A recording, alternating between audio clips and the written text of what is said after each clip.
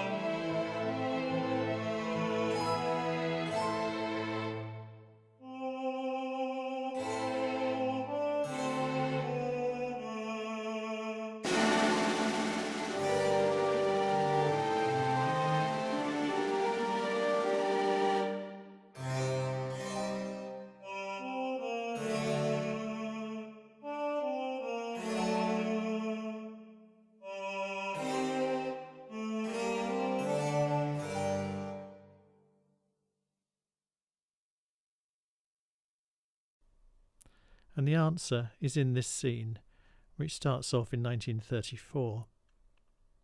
It's set in Jena, ancient university city in Thuringia, central Germany. The opening few bars basically follow on from the scene before, but then the mood changes. This time the buildings are decorated with swastikas, and Hans Berger, walking in the park, is not happy.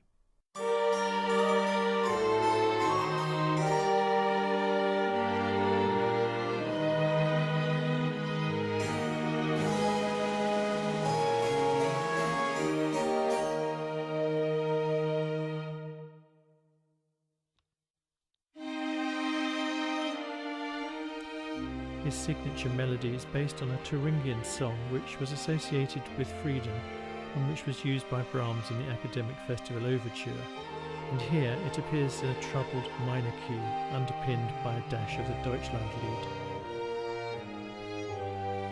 Berger sings of his unhappiness and how much worse things are now while having to doff his hat to the Nazis.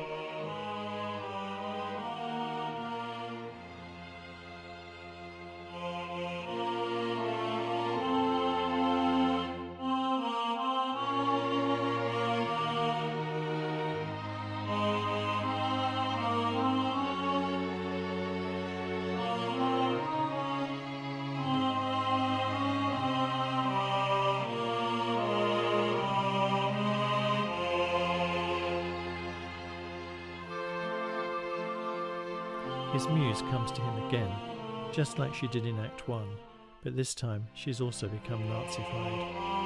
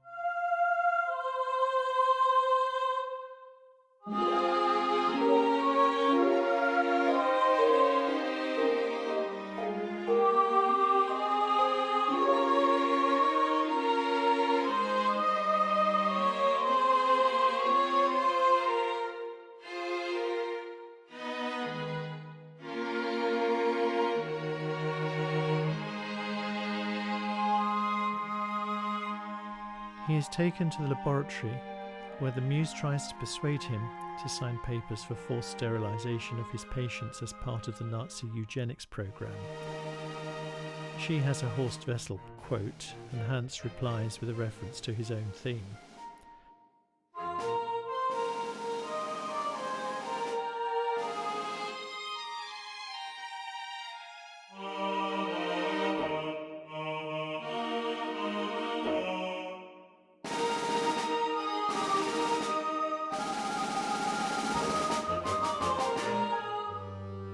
Eventually, after she makes veiled threats about his wife and children, he signs the documents.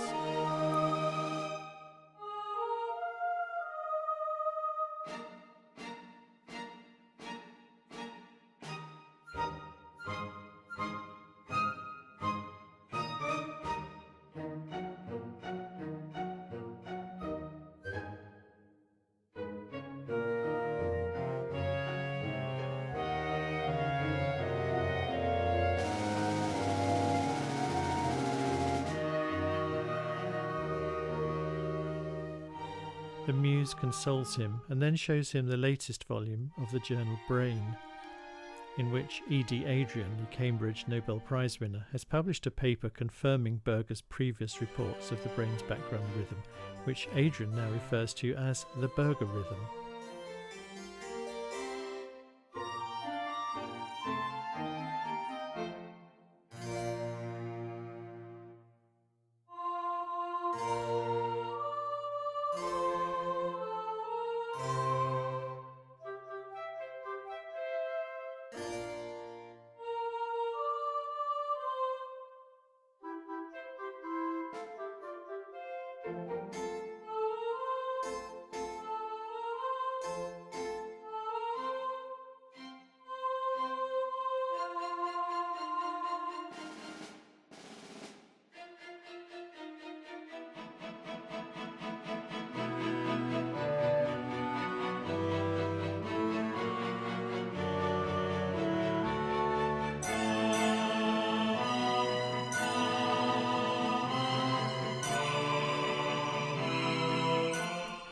Since up until then his German colleagues have been dismissive of his findings, Berger is now triumphant, and he sings a fairly complex piece about this. The Berger rhythm, known today as the alpha rhythm, was described as being 10 cycles per second. To acknowledge this musically, the musical number is in 5/4 time, with 10 repeated quavers to the bar.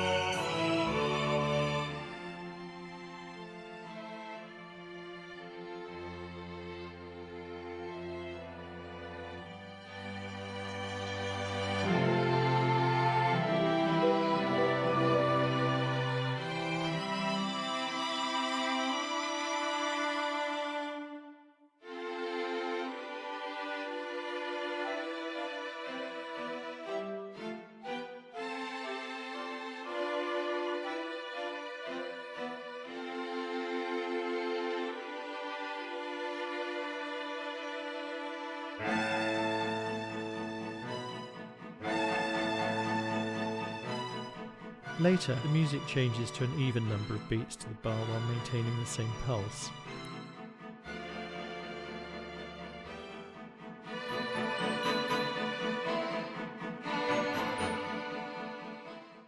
After that, a series of setbacks occur. There is no more singing though, and the action is conveyed by music with some explanation from the narrator and some mime or stage business. Berger is forced to resign his university post in 1938 and is replaced by a Nazi psychiatrist. He becomes depressed and is admitted to hospital in 1941 and eventually hangs himself, this latter event occurring off stage.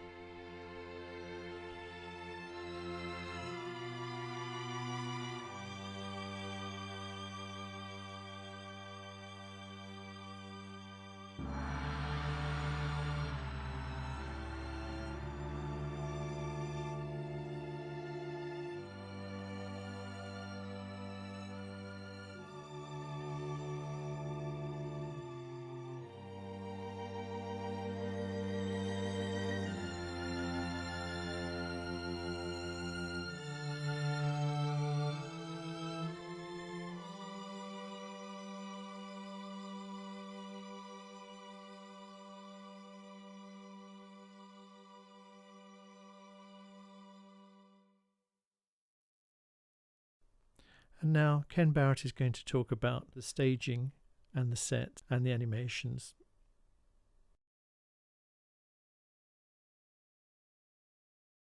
Previously in Brainland.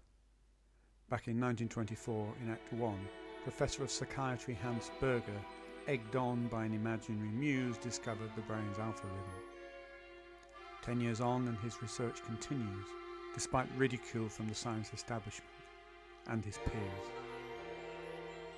Yet another interrupted Sunday stroll, Frau Berger and the Park simply rendered, replaced by a Nazi eugenics poster, as his smiling muse leads him away. Under pressure, Berger signs his patient's sterilisation orders, then reads Adrian's paper in Brain. Finally, he's vindicated, and the backdrop shifts to the alpha rhythm.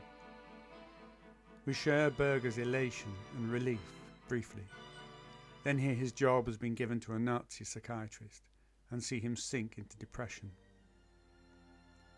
Berger hands his white coat and then his clothes to his muse, who, still smiling, leaves him his tie.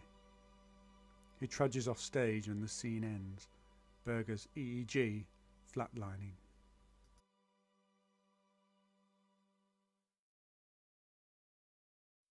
That's all for now. Have a look at the resources and don't forget to look at the website www.brainlandtheopera.co.uk.